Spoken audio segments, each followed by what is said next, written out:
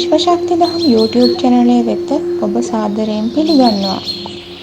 වරම්ලාභී දරුවන්ට, යෝගීවරුන්ට, ශක්ති භාවනා වඩන්නන්ට, විශ්වයේ දැනුම ගවේෂණය කරන්නන්ට සහ ඔබ සැමට දැනුම ලබා දීමට විශේෂයෙන් මෙම චැනලය මගින් අප බලාපොරොත්තු වෙනවා. වීඩියෝවක් දාපු සැනින් නැරඹීම සඳහා බෙල් අයිකන් එක ක්ලික් කර අප සබ්ස්ක්‍රයිබ් කරන්න. අයිබෝන් ආධ්‍යාත්මික නායකින් විශේෂයෙන්ම ඉන්දියාව ගත්තහම බොහොම ප්‍රසිද්ධ චරිත තියෙනවා. ඒක ඔයගොල්ලෝ කවුරුත් දන්න දෙයක්. උදාහරණයක් හැටියට ගත්තොත් කවුරුත් දන්න සායි බබාතුමා. එතකොට අමෘතානන්ද අම්මා. එකම ස්වාමී නිත්‍යානන්ද මේ වගේ බොහොම ලෝකේ ප්‍රසිද්ධ වුණ ආධ්‍යාත්මික නායකයින් ඉන්නවා. එතකොට මේ රටේ මෙවැනි ආධ්‍යාත්මික නායකයින් බිහි වෙන්නේ නැත්තේ මොකද කියලා බොහෝ අය මගෙන් විමසලා තියෙනවා. මේකට හේතු කාරණා ගොඩක් තියෙනවා. යම් කෙනෙක්ට ආධ්‍යාත්මික නායකයෙක් වෙනවා කියන්නේ ඒ රටේ තිබෙනා වූ ආගමික දැක්ම මේ ආදී බොහෝ දේවල් මේකට බලපානවා. මොකද දැන් අපිට මේ රටේ ඉන්න බෞද්ධයින්ට ඉන්දියාවේ ගිහිල්ලා ධර්ම ප්‍රචාරය කරන්න බෑ. ඒතර ඒ වගේම තමයි දැන් මේ බෞද්ධ ආගමික දේවල් මුල් බැසගත්ත මේ වගේ රටවල මිනිස්සුන් අතරේ ගිහිල්ලා වෙනත් ආගමක් හෝ වෙනත් ආගමික නායකයෙකුට ඇවිල්ලා ඒ ආධ්‍යාත්මික දෙයක් ඉදිරිපත් කරන්න බෑ. ඒක හරි දුෂ්කරයි. නමුත් බෞද්ධයෝ කියා ගන්නකින් 80%කට වඩා රහස්‍යගතව මේ දේව වන්දනා කරනවා. කියන්නේ ඒගොල්ලෝ දන්නවා බුද්ධ ආගම තුළින් මේ අපි අදහන ආගම තුළින් මේ කටයුත්ත කරගන්න බෑ කියන එක. ඒක හොඳ ආකාරවම දන්නවා. දන්න හින්දා සමහරු ප්‍රසිද්ධිය යනවා. සමහරු අප්‍රසිද්ධිය එක්ක හොරාට ගිහිල්ලා දේවාල වලට යනවා, බාරකට ගහනවා, හෝනියන් කපනවා, ගෙවල් ආරක්ෂා කරගන්නවා, මේ ආදී දේවල් කරනවා. උගුරට හරව හොරා බෙහෙත් කරනවා කියන්නේ අන්න ඒ වගේ දෙයක්. ඒ ඕනෑම කෙනෙකුට තමන් කැමති දර්ශනීය තමන් කැමති ආගමක් අදහන්න හෝ අදහන්න නැතුව ඉන්න ඒ කෙනෙකුට අයිතියක් තියෙනවා. මෙහෙම තත්වයක් තියෙද්දි මේ කාටත් රහසෙන් මේ දේවල් කරන්න අවශ්‍යතාවයක් නැහැ. අපි ලෙඩක් දුකක් හැදුනහම වෛද්‍යවරයෙක් හමුවට යනවා. බෙහෙත් ගන්න. මේ වගේ මේකත් මේ සාමාන්‍ය දෙයක්. නමුත් මිනිසුන් විසින් මේකට සීමා මායින් බැඳගෙන තියෙනවා. ඒගොල්ලෝ තමයි මේ ඔක්කොම සීමා මායින් ටික දාගන්නේ. අපි නාමික බෞද්ධයෝ කියලා ලෝකෙට පෙන්වන්න හොඳ නැහැ. අපි හොඳ බෞද්ධයෝ. අපි වෙන ආගම් අදහන්නේ, අපි දෙවිවරු අදහන්නේ, අපි යක්ෂයෝ අදහන්නේ, මේ ආදී දේවල් සමාජයට පෙන්වන්න හදනවා. නමුත් අතුලාන්තය ඊට වෙනස්. ඉතින් මෙවැනි චරිත තියෙන රටක මම දන්න බොහෝ බෞද්ධ අය ඉන්දියාවේ ගිහිල්ලා ඔය කියන ආධ්‍යාත්මික නායකයින් මුණ ගැහිලා ඒ ආශිර්වාද අරගෙන ඒගොල්ලන්ගේ කටයුතු කරගෙන තියෙනවා. නමුත් නමට බෞද්ධ. ඉතින් මේවා මම පෙර වීඩියෝ වල සඳහන් කරලා තියෙනවා මේවා හේතු කාරණා මොනවද කියලා. ඉතින් මම නැවත ඒවා මේක කියන්න යන්නේ නැහැ. විශේෂයෙන්ම මේ ආධ්‍යාත්මික නායකයෙක් කියන්නේ කවුද? දැන් සාමාන්‍යයෙන් ඒ අයව හඳුන්වන්නේ ආධ්‍යාත්මික නායකයින් කියලා. මොකද බොහෝ දුරට ශිව දෙවියන්ගේ ශිව ආගම නැත්තම් Hindu දහම මත පදනම් වෙලා තමයි ඒ දේවල් ක්‍රියාත්මක වෙන්නේ. ඒවා සාමාන්‍ය සංවිධාන නෙමෙයි. ඊට සුළුවෙන් කුඩාවට පටන් අරගෙන වර්ෂ කිහිපයක් ඇතුළත මහා පරිමාණ දැවැන්ත ආශ්‍රම බවට පත් වෙච්ච දේවල්. ඉතින් ඒවා මේ රටේ අයට කරන්න බැරි කමක් නැහැ. මොකද ඒක නීතියෙන් තහනමක් නැහැ. නමුත් මේවා කරන්න ගියාම මේ බෞද්ධ කියන අය මේකට එරෙහිව විශාල රැල්ලක් අරගෙන යනවා ඒගොල්ලෝ. මොනතරම් බෞද්ධයෙක් වුණත් සාමාන්‍ය මිනිසුන්ට විසඳ ගන්න බැරි ගැටලු ප්‍රශ්න තියෙන අවස්ථා ඕනතරම් තියෙනවා. ඉතින් ඒ වෙලාවට මේක කිසිම නීති රීති නැති ආගමක් නම් බුදුන් වහන්සේ නීති රීති දාලා නැහැ කාටවත්. කැමති අයට ආගේ කිව්ව මාර්ගයේ ගමන් කරන්න පුළුවන්. ඉතින් නමුත් මේක අර ආගමක් හැටියට අදහනවා. අදහගෙන මේ බෞද්ධයින්ට අත තියන්න දෙන්න එපා. සිවුරට අත තියන්න දෙන්න එපා. අපේ ආගමට අත තියන්න දෙන්න එපා. මේ ආදී දේවල් කලහකාරී ලෙස ප්‍රකාශ කරනවා. නමුත් මේ කොච්චර කලහකාරී ලෙස මේවා ප්‍රකාශ කරත් මේවා තුලින් යම් පීඩාවක් තුලින් දුක් විඳින පුද්ගලයා එයාගේ හිත යටින් දන්නෝ බෞද්ධ වෙලා ඉඳලා බුද්ධ ධර්ම මාර්ගෙන් මට මේක විසඳ ගන්න බැහැ කියන එක එයා දන්නවා. ඒ දන්න නිසා තමයි මෙවැනි මාර්ග වලට ඒගොල්ලෝ හැරෙන්නේ. ඔය සුව කිරීම මෙහෙවල් තියෙනවා. සුව කිරීම වැඩසටහන් තියෙනවා. පුදුම ජනස්කන්ධයක් මේවට ඇදිලා ඉන්නේ. ඇයි ඒ? දැන් ඔය ගලේ දේවාලේ කියලා එකක් මෑත කාලේදී ප්‍රසිද්ධ වුණා. දැන් වර්ෂ කිහිපයකට කලින්. පුදුම සෙනඟ කන්දරාවක් කියන්නේ ඒ ස්ථානේ හොඳට දියුණු වුණා. ඇයි මේ? ඇයි නම් මිනිස්සු පන්සල් යන්න මේ තරම් උනන්දු නොවෙන්නේ? පන්සල් ගිහිල්ලා බුදුන් වැඳලා ඒ අනුව කටයුතු කළා. ඒ ප්‍රශ්න විසඳෙන්නේ නැති හින්දා. ඒක නිසා දේවාලයට යනවා. ගිහිල්ලා පඳුරු ගැට ගහනවා. ගැට ගහන අයට හරියනවා. ඉතින් ඒ ස්ථානේ දිනින් දින දියුණුවටපත් වුණා. අද ඔය බාරකාරී මණ්ඩලයක් යටතේ ඒවා බොහොම ලස්සනට පිළිවෙලට ඒ කටයුතු කරනවා. ඉතින් මේවට ඇයි මිනිස්සු ඇදෙන්නේ? දැන් ඔය විදිහට ලංකාවේ වරින් වර යම් චරිත මතුවුණා. කොරෝනා කාලේ ඔය පැණියක් මතුවුණා. එතකොට ඔය දුලුකන්ද ආරාමේ ඔය එක කාලයක් ප්‍රසිද්ධ වෙලා තිබුණා. ඔය පොල්ගහවිල දිහා මට මතකයි මං ඉස්කෝලේ යන කාලේ අරක්කු බොනවා නවත්තනවා කියලා අර එහෙම චරිතයක් වුණා. ඔය වරින් වර කාලෙන් කාලට ඉස්මතු වෙන දේවල් තියෙනවා. හැබැයි මේ ආධ්‍යාත්මික නායකයෝ නෙමෙයි මේගොල්ලෝ. මේගොල්ලෝ ආධ්‍යාත්මික නායකයෝ නෙමෙයි. ආධ්‍යාත්මික නායකයෙක් කියන්නේ මිනිස්සෙකුට යම් විසඳ ගන්න බැරි ගැටලු ප්‍රශ්න තියෙනවා නම් ඒවට දෙවියන්ගේ ශක්තිය ගැබ් කරලා නැත්නම් විශ්වයේ ශක්තිය ගැබ් කරලා ආශිර්වාද කළා ඒ පුද්ගලයාට ඒ කාරණාව ඉෂ්ට කරලා දීලා ඒ පුද්ගලයා යම් කිසි දහමක් ඔස්සේ රැගෙන යාම. ඒක දේව වන්දනාව නෙමෙයි. ඒ කියන්නේ මිනිස්සු අපිට කතරගම දේවාලය යනවා කියලා ඒ වගේ ගමනක් නෙමෙයි මේක. ඒතර ආධ්‍යාත්මික නායකයා මිනිස්සෙගේ ජීවිතය නිවැරදි කරගන්න, හදාගන්න විවිධ උපක්‍රම යොදනවා. ඒ ආරාමයන් ඇත්තටම ඊටාම සතුටින් කාලය ගත කරන්න පුළුවන් දේවල්. ඒව තුල කවදාවත් දුකයි අතෑරපන් ඒ මොනවත් කියන්නේ නැහැ. ජීවිතයේ යථාර්ථය ඒවෙන් පහදලා දෙනවා. ජීවිතේ ගෙවන්න ඕනේ කොහොමද? ඔබේ සිතුවිලි මොනවද තියෙන්න ඕනේ? ඒ සිතුවිලි වල වැරදි භාවය මොකද්ද? නිවැරදි භාවය මොකද්ද? මෙන්න මේ ආදී දේවල්. බොහෝ දුරට බෞද්ධ විශ්වාස තියෙනවා.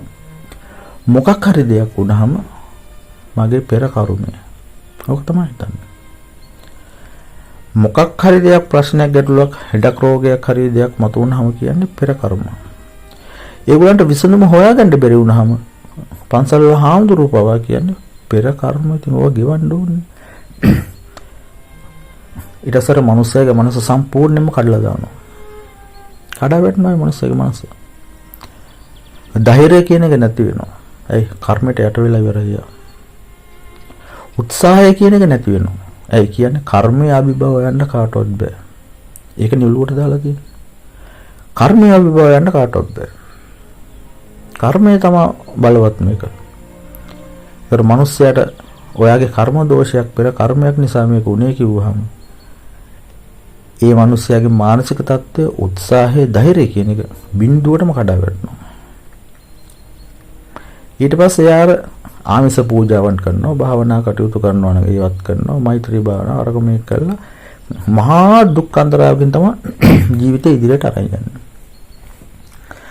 නමුත් මේ ආශ්‍රමවල මම දැකපු දේ හරි. මොකද්ද ප්‍රශ්නය?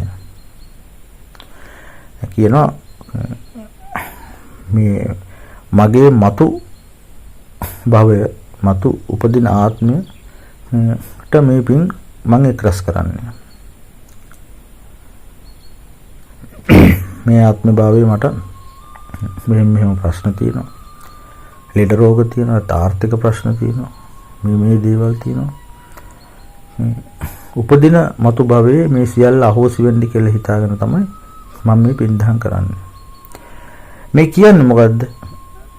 දකින්න නැති, දන්නේ නැති, සාක්ෂියක් නැති ඉදිරි භවයක් ගැන මෙයා පෙරම් පුරනවා. ඒකම දැක්කේ නැති, දන්නේ නැති අතීත භවයක් ගැන, ඒ කර්මයක් ගැන මෙයා ලත වෙනවා. නමුත් මේ ආශ්‍රම තුල, මේ දේව දහම තුල සහ මේ ආධ්‍යාත්මික නායකින් ප්‍රකාශ කරන්නේ විශ්වයේ තියෙන සත්‍ය. සත්‍යතා දහම. ඒක තමයි ප්‍රකාශ කරන්නේ. එහෙම නැතුව කොයිලාකවත් ඒවයි විෂ්ණු දෙවියෝ ප්‍රොමෝට් කරන්නෙත් නැහැ. ශිව දෙවියන් ප්‍රොමෝට් කරන්නෙත් නැහැ. පාර්වතී මෑණියන්ව ප්‍රොමෝට් කරන්නෙත් නැහැ. භද්‍රකාලී මෑණියන්ව ප්‍රොමෝට් කරන්නෙත් නැහැ. වෙනත් දෙවි කෙනෙක් ප්‍රොමෝට් කරන්නෙත් නැහැ. ඒගොල්ලෝ කියන්නේ ඒ දේව ධර්මයි ඒගොල්ලෝ කියන්නේ. මතු භවයක් කියලා දෙයක් නැහැ. මතු භවයේදී මට මේක වෙන්න ඕනේ, මෙහෙම වෙන්න ඕනේ, මම පින්දහම් කරනවා. ඒ පින්වල අනුභවයෙන් මතු භවයේදී මම ඊළඟ ආත්මෙදී මේ ඒ බොරු කතන්දර. මේක තමයි තමුන් ලැබපු හොඳම ජීවිතය. නිතර හිතන්න ඕනේ ඒක. මම ලැබපු හොඳම වාසනාවන්ත ජීවිතය මේක. මොකද මම දකින්නේ මේක අද. මම පහුගිය දේ දකින්නෙත් නැහැ. මම අනාගතේ දකින්නෙත් නැහැ. නමුත් මට ලැබුණු හොඳම ජීවිතය මේක. මේ ජීවිත කාලය තුළදී මම යහපත් ක්‍රියාවලිය දෙන්න ඕනේ. යහපත් ඉදිරිය උපයන්න ඕනේ. මගේ යම්කිසි දෛවයක් ඇති. මගේ යම්කිසි කර්ම ඇති. නමුත් මේ ආත්ම භාවයේදී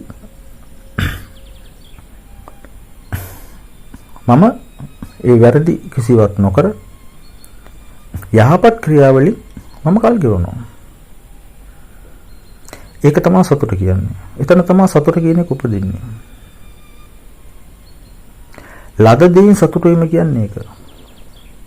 තමන්ට ලැබෙන දෙයින් තමන් සතුට වීම. ගොඩක් අය කරන්නේ කොච්චර තිබුණත් නැති ප්‍රශ්නයක් අරගෙන ඔළුවේ දාගෙන ඒක ගැන කල්පනා කරන එක. ඒක ගැන විඳවන එක. ඒක ඔය බෞද්ධ කියන ආකල්ප තුලින් දැනට ප්‍රචලිත බෞද්ධ ආගම තුලින් මොකද දුක විකුණගෙන දුක මාකට් කරගෙන යන දහම තුලින් මේ මිනිස්සුන්ගේ හිතවලට කවද්දලා තියෙන්නේ. Tamanට කොපමණ දේ තිබුණත් මම බොහොඟ චරිත මන් දැකලා තියෙනවා. නැති දෙයක් නැහැ. හැමදේම තියෙනවා. ඇත්තටම බැලුවොත් මිනිස්සෙකුට තමන්ගේ කියලා නිවහනක් භූමියක් තියෙනවා කියන මහා වාසනාවක්. එහෙම නැති චරිත මම ඕන තරම් දැකලා තියෙනවා. මේ මිනිස්සු දුක් වෙන්නේ මොකටද? අපේ කියලා බින් අඟලක් අපිට නැහැ. අපි ඉන්නේ කුලිය ගෙවල් වල. ඒ මිනිස්සුන්ට ලොකුම දේ මොකද්ද? තමන්ගේ කියලා බින් අඟලක් හරි ගයක් හරි තියෙන එක. නමුත් ඒක තියෙන මිනිහා මොකද කරන්නේ? ලත වෙනවා. ඒ ලැබුණ දේ විඳින්නේ නැහැ. ලැබූ සම්පත් ලැබූ දේවල් විඳින්නේ නැහැ. අසීමාන්තික බලාපොරොත්තු. අනිත් මිනිස්සු දිහා බලලා එයාට කාරකක් තියෙනවා මට නෑ. මෙහෙම තමයි මිනිස්සු දුක කියන එක හදාගන්නේ. මෙන්න මෙවැනි කාරණාවලට මඟ පෙන්වීමක් තමයි ආධ්‍යාත්මික නායකයෙක් කරන්නේ. ඒ ආධ්‍යාත්මික නායකයාට කෝටිපතියත් එකයි හිඟන්නත් එකයි. එයාට දෙන්නම එකයි එයාට. ඒ කිසි එයාට ගැටලුවක් නැහැ. ධනය කියන්නේ එක පරිච්ඡේදයක් විතරයි මිනිස්සුන්ගේ ජීවිතය. මහා ධනපතියෙක් ධන කුවරයෙක් වුණත් එයා ජීවිතේ සතුටින් නැත්තම් ඒ ධනෙන් එයාට වැඩක් නැහැ. සමහර කෝටිපතියෝ මම දන්නා ඉන්නෝ ජීවත් වෙන්නේ බෙහෙත් වලින්. තරුපහේ හෝටල් වල මගුල් ගෙවල් වලට යනවා. මේක කන්නේ මොනවද? රතු හාල් බත් ටිකයි කිරි හොදිය තමයි කන්නේ. අනේ කිසි දෙයක් කන්න බෑ ලෙඩ. මොකටද මෙහෙම ජීවිතය? එහෙම ජීවිතයක් මොකටද? අපි මේ ලෝකෙට පේන්න අන් අයට පේන්න තමයි මේ ජීවත් වෙන්න උත්සාහ කරන්නේ. බොහෝ අය එහෙම තමයි උත්සාහ කරන්නේ. නමුත් සමහර චරිත ඉන්න අවබෝධය ලබාගත්ත අය තමන්ට ලැබෙන දේ තමන් පරිභෝජනය කළා ඉතාම සතුටින් ඒගොල්ලෝ ජීවත් වෙනවා. වාහනයක් නැතුණත් එයාට හිතනවා මට වාහනයක් තිබුණා නම් හොඳයි. නමුත් උඩ වාහනයක් නැහැ. මට නැත්තේ වාහනයක් විතරයි. මට අනිත් හැම දෙයක්ම තියෙනවා. නමුත් එයාට උන්ලාට කාර් යාළුවෙකුට හරි කියලා වාහනයක් ගන්න පුළුවන්. නැත්නම් හයරකට හරි එකක් ගන්න පුළුවන්. ඉතින් ප්‍රශ්නේ එතනින් ඉවරයි. බුද්ධිමත් කෙනා කල්පනා කරනවා මම දන්න අය ඉන්නවා. මම දන්න වාහන අරගෙන ලක්ෂ 75 100 වාහන ගත්තා. ලක්ෂ 5 600 වාහන ගත්තා ඉන්නවා. අහපුවාම ඇඟේ මයිල් කෙලින් එනවා. ඔය ප්‍රාඩෝ තියෙන මාතුරු මං අඳුරන සර්විස් එකට යන ගාන අහපුවාම වාහනේ නඩත්තු යන ගාන ආපුවාම ඒවට පෙට්‍රල් ගහන්න යන ගාන ආපුවාම බදුයි අරවයිම ඕව අහපුවාම හිතනවා ඇත්තටම මේ මොකටද මේක තියන් ඉන්නේ කියලා හිතනවා. ඇත්තටම හිතනවා. ඒ මනුස්සයාට ආදායමක් තියෙන හින්දා ඒ මනුස්සයෙක් කෝටිපති ව්‍යාපාරිකයෙක් හරි කවුරු හින්දා එයා ඒක නඩත්තු කරගෙන යනවා. මොකටද එයාට ඒක නඩත්තු කරන්න පුළුවන්. ඒක එයාගේ සුව පහසුට හදාගත්ත දෙයක්.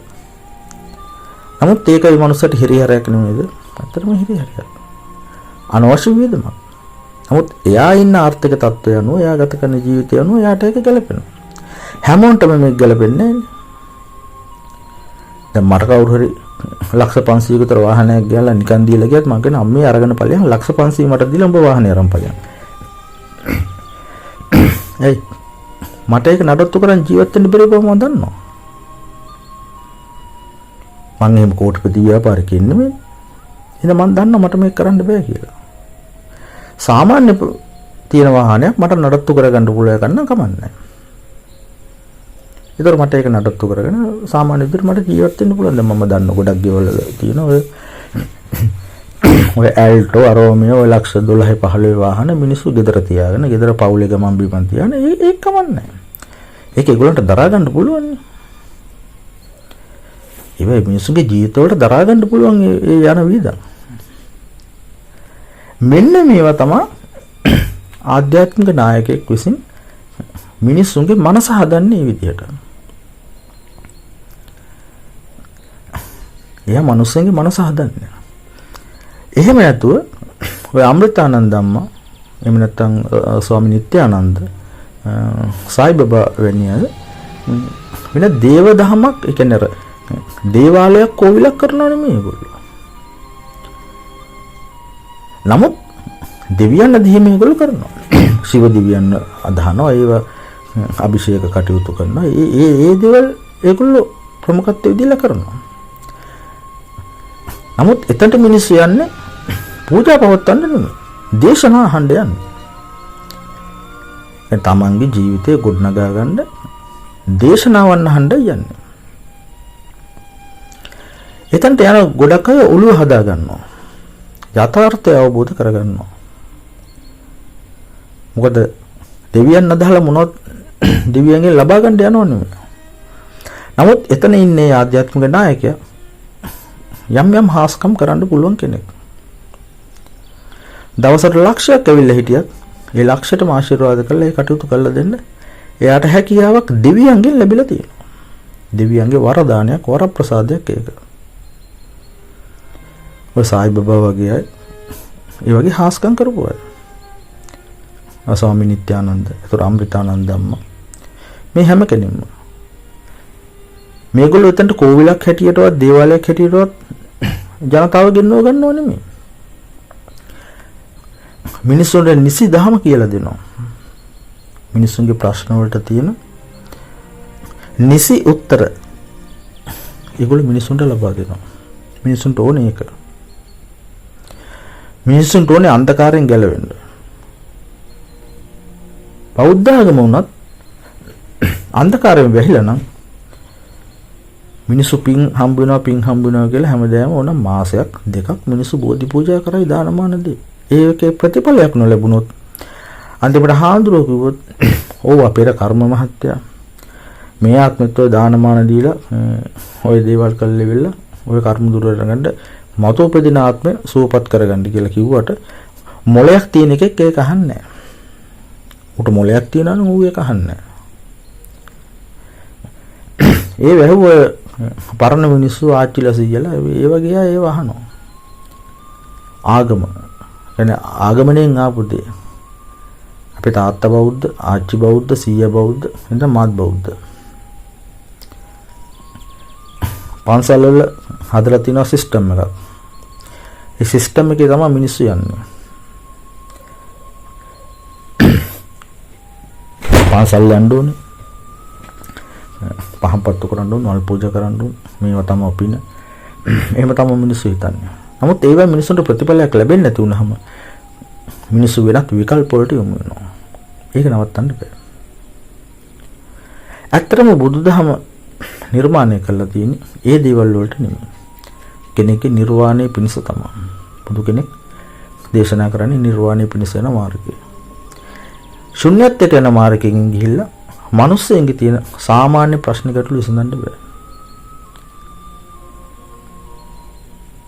බුදුන් වහන්සේ ඉන්න කාලෙත් බුදුන් අභිමුවට බොහෝ ප්‍රශ්න අරගෙන මිනිස්සු ගියා. එතෙන්දී බුදුහාමුදුරුවෝ ඕක තමසගේ පෙර කර්මයක් වයි කියලා අතපිහිදගත්තේ නෑ. ඒක සාක්ෂි සාධක සහිතව බුදුන් වහන්සේ ඔප්පු කළා, අවබෝධ කළා. ඒකෙන් ගැලවීමේ මාර්ගය කියලා දුන්නා. ඒ කියන්නේ මේ සසර දුකයි මෙහෙමයි ඕක අතහැරලා මෙන්න මේව මහාන වෙන්න. ඒක තමයි විසඳුම. ඒක හැමෝටම කරන්න පුළුවන්ද? හැමෝටම කරන්න බෑ. බුදුන් වහන්සේ හැමෝට ගණිකාව ගියා. රටටම එපා වුණ මදාවියෝ දාමරිකයෝ මිනිමරුවෝ ගියා. මේ හැම කෙනාටම බුදුන් වහන්සේ මාර්ගය පෙන්වුවා. මේ මාර්ගයේ කෙලවරුනේ නිර්වාණය. නමුත් මේ බහුතරයක් ඉන්න මිනිස්සුන්ට නිර්වාණය නෙමෙයි අවශ්‍ය වෙලා තියෙන්නේ. ඒ නිර්වාණයට මෙහා මිනිස්සු පටලවාගත් ප්‍රශ්න මහා කන්දරාවක් තියෙනවා. මේ ප්‍රශ්න ටික විසඳා නොගෙන එයාට බෑ කවදාවත් නිවන් දකින්න. භාවනාවක් කරන්න කිසිම දෙයක් එයාට කරන්න බෑ. කලකිරීම ඇති වෙලා තියෙනවා. නමුත් දාලා යන්න බෑ. වගකීම් බැඳීම් වලින් එයා බැඳිලා. ඒතර සුනීත සෝපාක වගේ අය. ඒතර ගිය ගණිකාව අඟුලිමාල වගේ මිනිමරු ඒගොල්ලෝ ජීවිතේ ඔක්කොම විඳලා අවසන් කාලේ තමයි බුදුන් වහන්සේ මුණ ගැහෙන්නේ. ඒගොල්ලන්ට වෙන විකල්ප නැහැ. වෙන බැඳීම් නැහැ. ඒගොල්ලෝ අතරමං වෙලා තින්නේ. අතරමං වුණාට එයාට ඒ සියලු දේ අතහැරලා යන්න පුළුවන් හැකියාව එයාට තියෙනවා. ඒක නිසා ගියා. නැතන් යන්නේ නැහැ. දම්ගුලිමාල වගේ අයට යන්නේ නමන් නැහැ. වෙලේ වෙල නැහැ. ඇයි? හැංගිලා ඉන්නත් බෑ. රටේ හැමතැනම හොයනවා මේ රාජපුරුෂයෝ දාලා මුළු රටම හොයන මිනිමරු. එයාට වෙන විකල්ප නැහැ. එකම විකල්පය බුදුන් වහන්සේගේ වචනේ හිමි විතරයි. ඒකට ඒක අහන්න බාධාවක් එයාට මොකුත් නැහැ. ඒ සුදුසුකම් සියල්ලයට තියෙනවා. කලකිරීම ඇති වෙලා තියෙනවා. එපා වීම තියෙනවා. මේකෙන් මං ගැලවෙන්න ඕනේ, මං නිදහස් වෙන්න ඕනේ කියන අවංක උත්සාහය යට තියෙනවා. ඒකට මාර්ගය හොයන්නේ. ඒකට හරියටම හරියන මාර්ගය බුදුන් වහන්සේගේ මාර්ගය. ඒකට ටක් ගාලා ඒකට ඇල්ලුණා. තවත් ඔය ගියවන් තරම් ඉන්න ඇතිනේ. නමුත් ඒ අය නිවන් දැක්කේ නැහැනේ. මෙන්න මේවා බුද්ධියෙන් විසඳාගත යුතු ප්‍රශ්න. මේවා දිහා බුද්ධියෙන් බලන්න ඕනේ. ඒ බුද්ධියෙන් බලන්නේ නැතුව ගතානුගතික ආකල්ප වලින් ආගමානුකූල දේවල් මේ කල්පනා කරන්න ගියොත් කිසිම දවසක මේක ගැලවීමක් නෑ. මේ පහළවන්නා වූ ආධ්‍යාත්මික නායකින් කිසිම ආගමකට අයිති අය නෙමෙයි. ඒගොල්ලෝ ජේසුව දහන්න කියන්නේත් නෑ, බුදුන් අදහන්න කියන්නේත් නෑ, ශිව දෙවියෝ දහන්න කියන්නේත් නෑ. නමුත් ඒගොල්ලන්ගේ පුත පූජා කර්ම ඒගොල්ලෝ කරනවා දෙවියන් උදෙසා. නමුත් දෙවියන්ගේ දේවල් ගැන නෙමෙයි මෙතන දේව කතන්දර ආරෝමය නෙමෙයි කියන්නේ. ආධ්‍යාත්මිකව තමන්ගේ දිවි ගමන හදාගන්න කොහොමද කියන උපදේශ ටිකයි ඒගොල්ලන්ට ලැබෙන්නේ. මම මේ කතාව කියන්න ප්‍රධාන වූ හේතුවක් තියෙනවා. මොකද මගෙන් ගැටලුවක් මට යොමු කරලා තිබුණා. තමරා කුමාරි කියන මහත්මිය. ඒකේ අහලා තිබුණේ මහබද්‍ර කාලිමෑණියන් පෙර ආත්මේ පුත්‍රයෙක් වන දීගොඩ කුමාර මහතා ඒ විශ්වයේ සුවකාරක බලය ලබාගෙන ඇත්තේ මහබද්‍ර කාලිමෑණියන්ගේ ඒ පෙර ආත්මීය සම්බන්ධය නිසාලු. එය විය හැකිනම් මේ පරිවාරයේ ඔහු කවරෙක් විය හැකිද? දනුත් වරින් වර පෙනී සිට යම් යම් උපදෙස් දීමට තරම් සම්බන්ධතාවයක් කෙසේ ගොඩ නැගුණා විය හැකිද? මට මේකේ එක ප්‍රශ්නයකට මම උත්තර දෙන්නේ නැහැ. එය විය හැකිනම් මේ පරිවාරයේ ඔහු කවරෙක් විය හැකිද? ඒක කිසි අනිත් අයට හොයන්න අවශ්‍යතාවයක් තියෙන දෙයක් නෙමෙයි. ඕක අනුන්ගේ කුණු ගොඩක් ඔය හෙවීමක්. එහෙනම් ඒක හොයන්න යන්න ඕනේ නැහැ. ඊට පරිබාහිරව තියෙනවට මම උත්තර දෙන්නම්. මොකද මේ මහත්යට පුද්ගලිකත්වයක් තියෙනවා. දෙවියන්ටත් යම් යම් සීමා තියෙනවා. ඒක ඒ දෙන්න ඒගොල්ලෝ අතර තියෙන ගනුදෙනුව. මෙවැනි දේ උපදින්නේ ඇත්තටම දෙවියන්ගේ ඇයි දෙවිවරු මෙහෙම බලයන් නිකුත් කරන්නේ? ඇයි මේ රටේ උන්ට මේක නිකුත් කරන්නේ නැත්තේ? ඔන්න ඔතන හොයාගන්න ඕනේ. ඒතර මේ රටේ ඔබ හිතනවද මෙවැනි බලයක් නිකුත් කරන්න තරම් සුදුසුන් ඉන්නවා කියලා? සුදුසුන් ඉන්නවා කියලා හිතනවා. ඇත්තටම නෑ. ඇත්තටම නෑ. නමුත් මම දන්නා වූ අය කීප දෙනෙක් හිටියම එකට සුදුසු අය. ඒගොල්ලෝ මූලිකව කටයුතු ටික කරගන්න ගියා. අපි හිතුව මීටර් 100යි නම් යන්න තියෙන්නේ. මීටර් 5ෙදිම ඔක්කොම ටික විනාශ කරගන්නවා. ආරම්භය ලැබිලා සියල්ල Tamanට එන්න පටන් ගනිද්දිම එයා හිතන්නේ ඔක්කොම මම දිනලා ඉවරයි. එහෙම තමයි හිතන්නේ. අන්න එතන තමයි යාට වරදින්නේ. එතකොට ඇයි මේ දෙවරු මෙහෙම දේවල් දෙන්නේ? හොඳයි දැන් මෙතන භද්‍රකාලි මෑණියෝ ගාවල තියෙන ඉඳන් මම භද්‍රකාලි මෑණියන් ගැන කියන්නේ.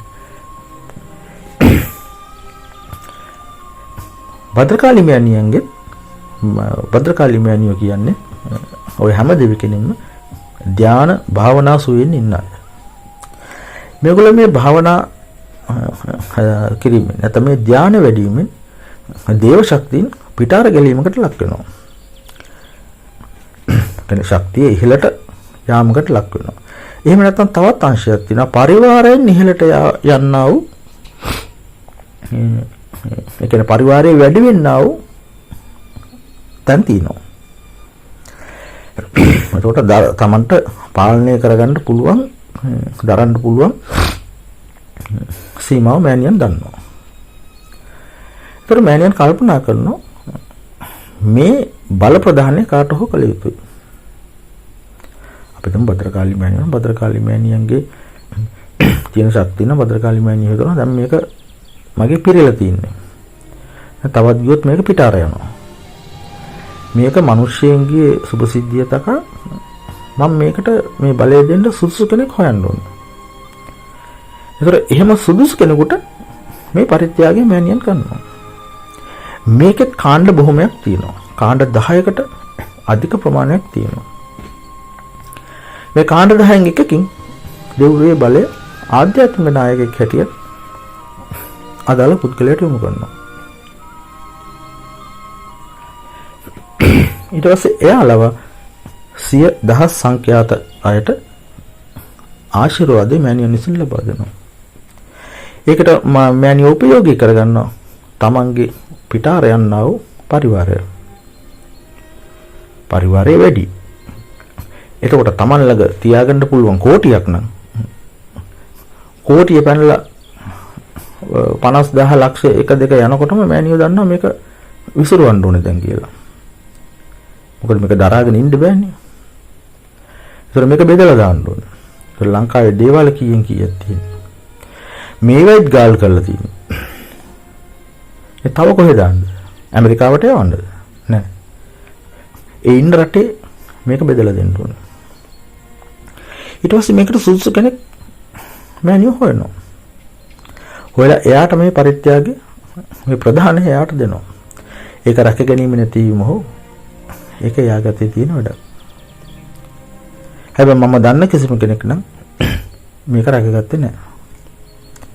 හැබැයි ඒ අයත් මේ ගමනේ අර්ධයක් විතරයි ගිහිල්ලා තියෙන්නේ. තව අර්ධයක් ඉදිරියට යන්නත් තියෙනවා. සමහර අය අර්ධයක් ගිහිල්ලත් නැහැ. 100ක් යන්න තියෙනවා. 5යි නැත්නම් 6යි ගිහිල්ලා තියෙන්නේ. එයා හිතනවා 100ම ගියයි කියලා. එතනින් මෙයා ඉවර කරගන්නවා.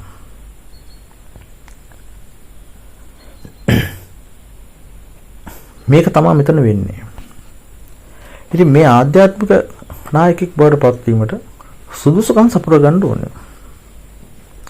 තමන්ගේ ආකල්ප, තමන්ගේ ගතිගුණ, තමන්ගේ ගතිසිරිත මේ හැම දෙයක්ම. මේ හැම දෙයක්ම තමන් හරියාකාරව තමන් තුළ රෝපිත කරගත්තාම තමන්ට ඒ ගමන යන්න පුළුවන්. ඊට පස්සේ මේ දෙවියන්ගේ තිබෙනා වූ බලයෙන් ශක්තිය දෙවිවරු එතනට ඒ බලය ස්ථාපිත කරපු තැනට ඇදෙන්නේ නැති වස්තුවක් නැහැ. ධනයේද, නිලයේද, බලයේද, සමාජයේද හැම දෙයක්ම ආශ්චර්ය එතනට ඇදෙන්න පටන් ගන්නවා. ඊට පස්සේ බොහෝ අය මේකෙන් මත් වෙනවා. මේක වෙනස් කරගන්නවා. ඒගොල්ලන්ට අනුරූපව කටයුතු කරන්න යනවා. එතන තමයි විනාශයට මුල. ඒක බොහෝ අයට සිද්ධ වුණ දෙයක්. නමුත් මේ රටේ ඉන්න අය මේ ගමනේ 100ක් තියනවා නම් යන්න 100න් 10කට එහා ගියේ නැති බව මට ස්ථිරයි. මේ මම හොඳටම දන්න කාරණාවක්. ඒගොල්ලෝ යන්නේ නැහැ. යන්න බෑ. එතකොට මේ දීගොඩ කුමාර මහත්තයා ගැන අහපු දේ මම කිව්වේ මෑණියන් ඒ තමන්ගේ ශක්තියෙන් තමයි ප්‍රධානය කරලා තියෙන්නේ. නීති රීති දාලා තියෙන්නේ. මේ නීති රීති අනුව තමයි වැඩ කරන්න ඕනේ. අදට උනත් මෑණියන් පෙනී හිඳලා යම් යම් කාරණාවල් කියන උපදෙස් දෙනවා. ඒ අනුව කටයුතු කරන්න ඕනේ. නමුත් මම දන්නේ නැහැ මේ මහත්තයාගේ ආර්ථික තත්ත්වය මොකද්ද, මේ ධනවත් එක්කද නැද්ද කියන්නේ මම දන්නේ නැහැ. සමහර විට එහෙම කොටසක් මෑණියෝ දීලා නැතුව ඇති. සමහර විට මේ මහත්තයාගේ මොකක් හරි තියෙන ඉල්ලීම වෙන්න ඇති. එයාගේ තියෙන අදිෂ්ඨානයක් වෙන්න ඇති. ඒ නිසා ධනය උපයන්න නෙමෙයි මේක මිනිසුන්ට මේක සුව කිරීමේ මෙහෙයක් හැටියට මේ දේවල් කරන්න ඕනේ කියලා එහෙම ඉල්ලීමක් නිසා වෙන්න ඇති. මම ඒක දන්නේ නැහැ හරියට කියන්න. නමුත් මම මේ වටේ තියෙන දේවල් ටිකයි මම මේ කිව්වේ. කොහොම නමුත් ආරංචි හැටියට ඔය දකින්න හැටියට මේ මහත්තයා ලොකු සේවයක් කරනවා. මිනිස්සු සෑහෙන තිනින් සුවපත් වෙනවා. නමුත් මේ මහත්තයාට ලොකු ප්‍රශ්න වගේක් ඇති වුණායි කියලා කිව්වා. ආරංචි වුණා. ඒකට හේතුව මේකට බොහෝම විරුද්ධයි ওই බෞද්ධයෝ. ඊර්ෂ්‍යාවයි. ඒකම දේවාල වල කටයුතු කරන අය. මොකද ඒගොල්ලන්ගෙන් ගැලවිලා මිනිස්සු මෙතනට යන්නේ. ඒ නිකන් කරන්නේ. සෝමේ යන්නේ.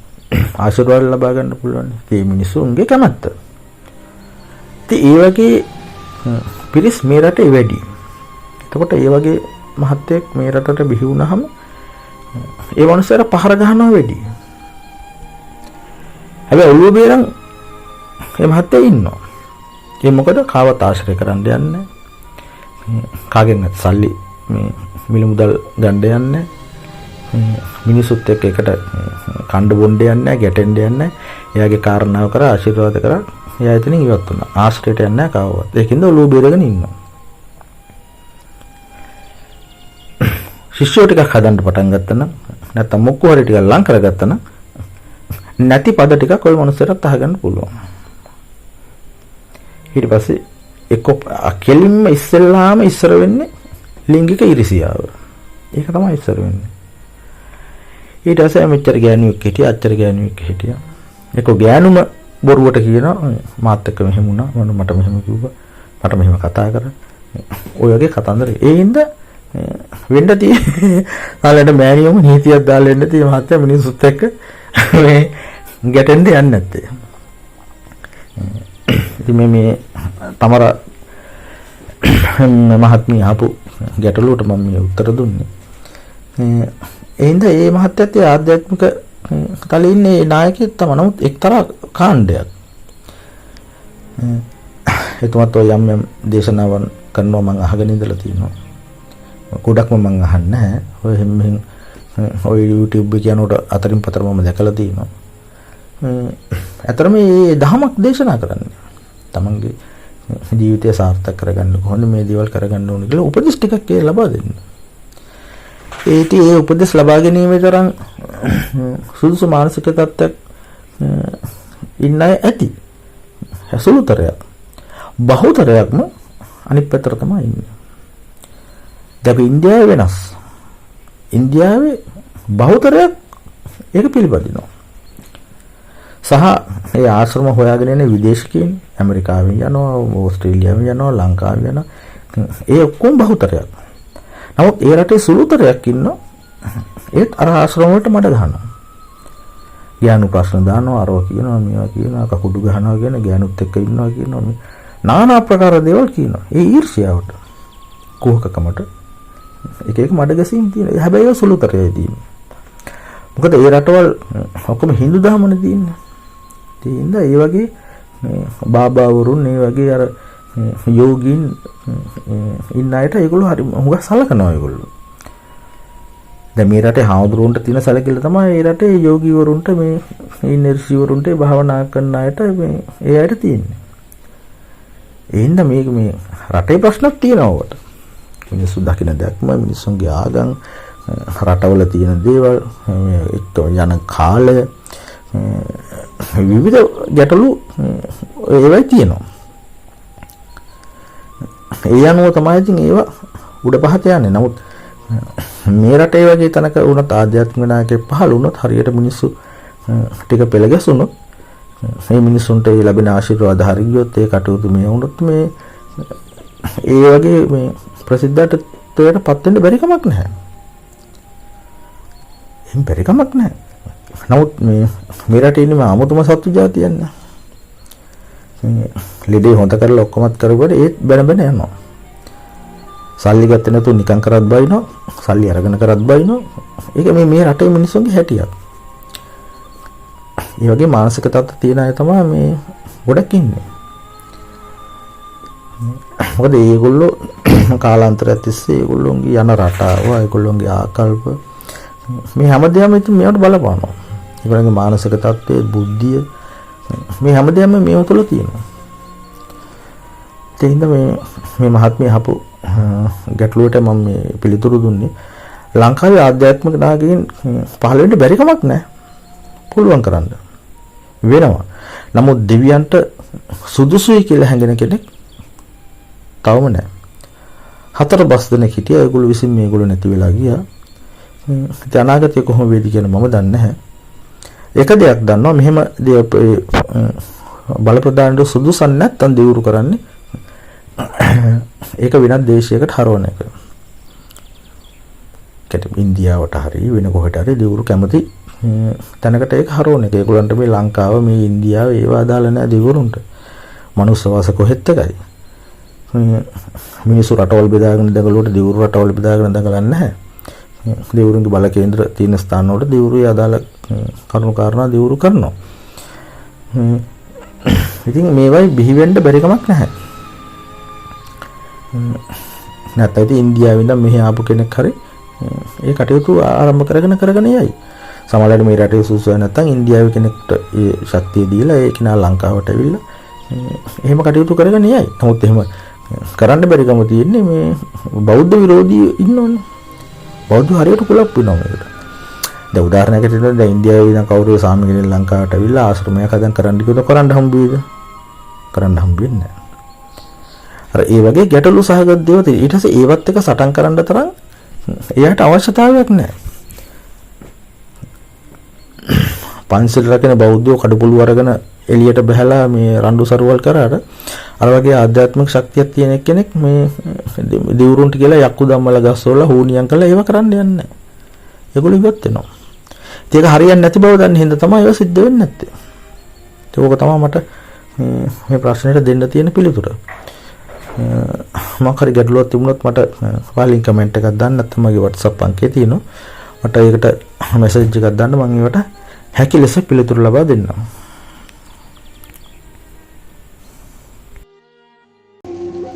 විශ්ව ශක්ති දහම් වැඩසටහන තුළින් ඔබගේ ප්‍රශ්න ගැටලු විසඳාගෙන යම් දැනුමක් ලබා ගත්තායි කියා අප විශ්වාස කරනවා. වීඩියෝව දාපු සැනින් නැරඹීම සඳහා බෙල් අයිකන් එක ක්ලික් කර අප සබ්ස්ක්‍රයිබ් කරන්න. විශ්ව ශක්ති දහම් සමග රැඳී සිටි ඔබ සැමට ස්තුතියි.